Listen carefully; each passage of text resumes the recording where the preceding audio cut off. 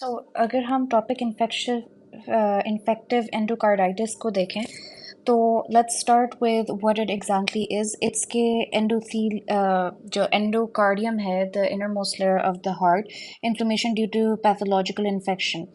तो microorganisms, अगर अगर फॉर एग्जांपल हमारे पास बैक्टीरियमिया है, यानी हमारे पास कोई सिस्टमिक इन्फेक्शन हुई हुई है, सिस्टमिक इन्फेक्शन, तो that would lead to bacteria circulating in the blood which is bacteraemia, which would then form vegetations on parts of the heart. ठीक है, तो कौन से हार्ट्स के पार्ट्स को पे वेजिटेशंस फॉर्म हो सकती हैं? एक एंडोकार्डियम है which is includes the valves of the heart, जो कि मोस्ट कॉमन भी है। सेप्टा भी हो सकता है, एन इम्प्लांटेबल डिवाइस अगर हार्ट में ऑलरेडी है तो उससे भी होता है। तो हम इसको डायग्नोज कैसे करते हैं? हमारे पास एक मॉडिफाइड ड्यूक्स क्राइटेरिया है जिसका निमोनिक है बी टाइमर। ये हम देख लेंगे, ये मेजर है, माइनर क्राइटेरिया है। इसमें हमारे पास तीन चीज़ें: history and physical examination, blood cultures and ECG. ठीक है, echocardiogram. So first of all let's see कि हमारे पास कौन से ऑर्गेनिजम्स रिस्पॉन्सिबल हैं। जो सबसे कॉमन है दैट इज वेरिडेंट स्ट्रेप्टोकोकाई। ठीक है, this is native to the valve and most common. ठीक है, तो अगर वाल्व में ये वाल्व में ऑलरेडी प्रेजेंट हो, ये एक जो नॉर्मल वाल्व है, नॉट अ प्रोस्थेटिक वाल्व, उसके अंदर इस तरह की वेजिटेशन हो, तो वी सस्पेक्ट वेरिडेंट स्ट्रेप्टोकोकाई। फिर स्टैफिलोकोकाई है, जो कि right heart is affected the most and it is associated with IV substance abuse. तो viridans is native to the valve, so V for viridans, V for valve. Staphylococci, S for staphylococci, and then S for substance use. ठीक है, and इसमें right heart is affected. But then we think about enterococcal. ठीक है, this is another type, लेकिन ये community and hospital acquired होता है. So C for coccal, C for community, CO and then CO. So enterococcal is community and hospital acquired. And then उसके बाद अगर हमारे पास जो हेसिक ऑर्गेनिजम्स है ना, these are basically found in the oropharynx. तो अगर हमारे पास कोई भी ऐसी हिस्ट्री है जो कि ओरोफेरिंक्स की मैनिपुलेशन इन्वॉल्व करता है, तो we start thinking about HACEK organisms, जिसमें हमारे पास Haemophilus, Aggregatibacter, Cardiobacterium, Eikenella and then किंगेला।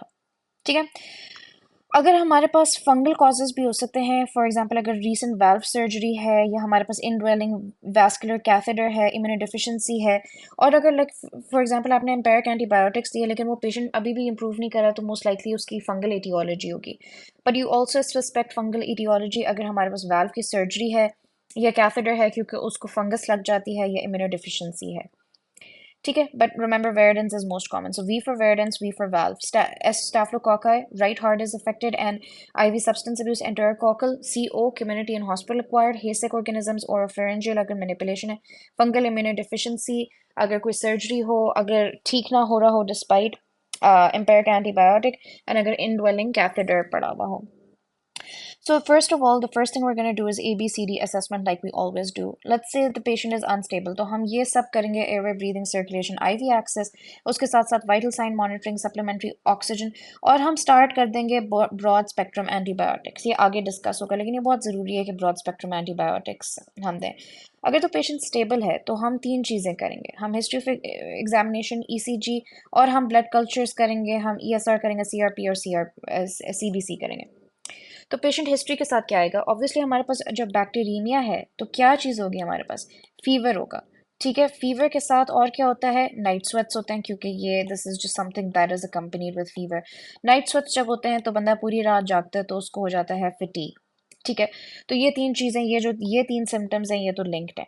लेकिन चूंकि इसमें हमारे पास हार्ट की इन्वॉल्वमेंट है, तो then start thinking about murmurs and palpitations. ठीक है, तो पैल्पिटेशन भी होगी, वो क्या दिल की धड़कन फील होती है। ठीक है, सो उसको ये कंप्लेन होगी।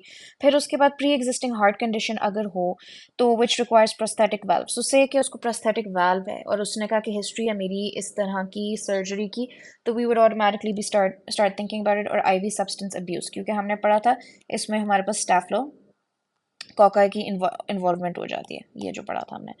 ठीक है, फिजिकल एग्जामिनेशन में हमें मर्मर मिलेगा। ठीक है, उसके लिए उसके अलावा डिस्निया मिलेगा। तो डिस्निया का क्या सीन है कि हमें मिलेगा डिस्निया, क्योंकि ऑब्वियसली हार्ट ठीक तरह से काम नहीं कर रहा तो शॉर्टनेस ऑफ ब्रेथ होगी, और जब हार्ट ठीक तरह से काम नहीं कर रहा, पंप नहीं कर रहा, तो फिर पैरर भी होगा, पिटिंग एडीमा भी होगा क्योंकि हार्ट ऑब्वियसली सही तरह से काम नहीं कर रहा। लेकिन इसमें जो बाकी जो कैरेक्टरिस्टिक थोड़े से सिम्टम्स हैं वो हो जाएंगे ऑजलर नोड्स। ठीक है, ऑजलर नोड्स बेसिकली अगर आप इस तरह पॉम पे देखें ना, तो ये हमारे पास नोड्यूल्स बन जाते हैं पॉम्स के ऊपर जो कि पेनफुल होते हैं। फिर जेनवे लीजन्स भी हैं। जेनवे लीजन्स हमारे पास क्या होते हैं, वो भी पॉम्स एंड सोल्स पे बनते हैं। ठीक है, लेकिन ये हेमोरेजिक नॉन पेनफुल मैक्यूल्स होते हैं। तो एक मैक्यूल्स हैं और एक नोड्यूल्स हैं। देन स्प्लिंटर हेमरेजेस हैं। अगर आप एक ये हाफ बनाएं और फिर ये जो नेल बेड है इसके ऊपर इस तरह से ना, if this is the nail bed, वो स्प्लिंटर हेमरेजेस नजर आते हैं on the nail bed. And then Roth spots जो कि हमारे पास रेटिना के ऊपर होते हैं। तो अगर हम देखें कि कहाँ कहाँ प्रॉब्लम आते हैं ना, that would make it easier to sort of think about. तो एक हमारे पास हार्ट है। ठीक है, हार्ट की वजह से जो सिम्टम्स आ रहे हैं वो ऑब्वियसली शॉर्टनेस ऑफ ब्रेथ है, अनीमिया होगा तो पैलर हो जाएगा, मर्मर आएगा, और जब हार्ट ठीक तरह से फंक्शन नहीं कर रहा तो एडीमा है। ठीक है, सो ये हार्ट की चीज़ है।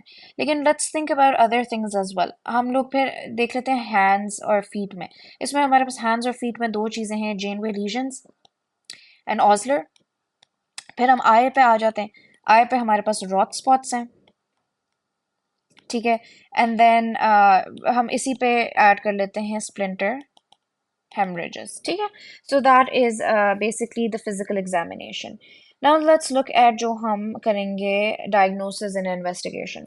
Blood culture है तो ये it can be positive or negative for infectious pathogens. ज़रूरी नहीं है कि positive ही हो, it can also be negative. फिर हमारे पास ECG है।